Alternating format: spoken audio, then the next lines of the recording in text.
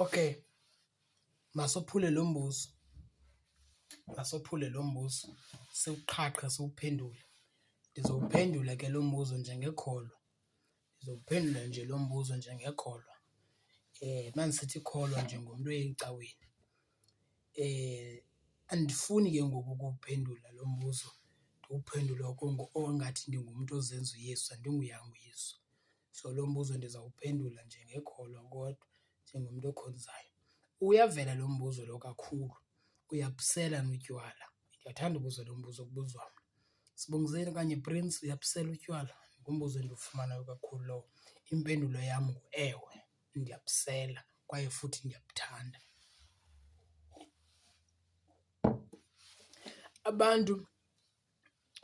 Kunabantu abanintsi abangazange bandibonanisela, abanye bathi ke ukusela akukufaneli. Akho nto irongo plus efanele umntu. Into efuneka siyazile leyo, ayikho into erongo efanele umntu.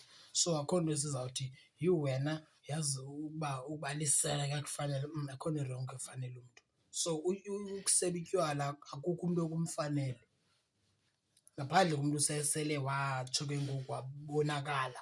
Osafana nam osenobuza ungayalisana akakazubonakala. Okay, mandiphendule lo mbuzo. Mna ndiyabusela utywala, good people.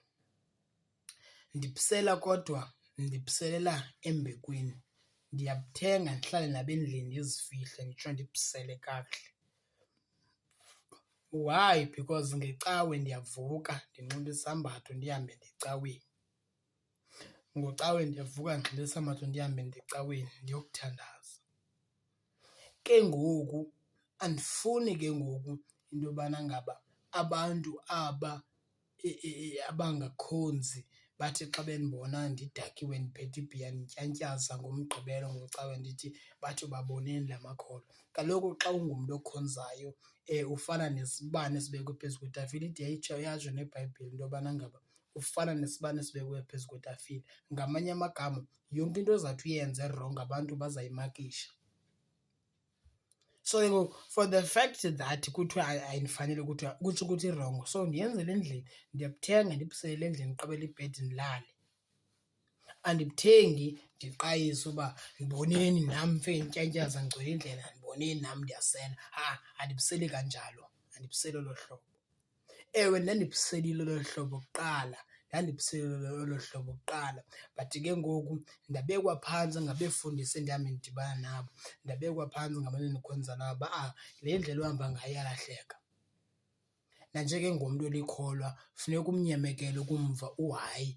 Indumiso 1 verse 1 ilizwi lokuqala nguhayi. Ithi iqhubeke isithi hayi labantu abatheni kodwa ibuye itheni, ithe hayi. Ngamanye amagama ke ngoku ewe izinto ezi ndiyazenza mna, andiphiki kodwa ndiyazifihla.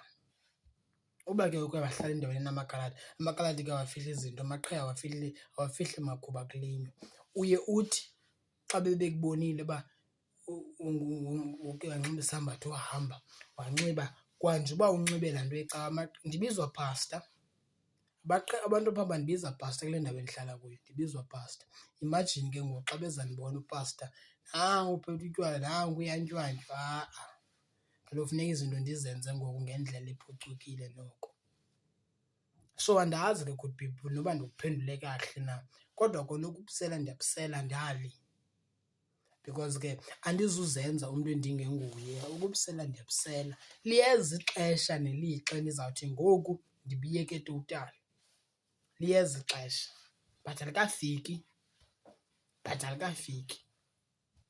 So I think ndikuphendulile umbuzo.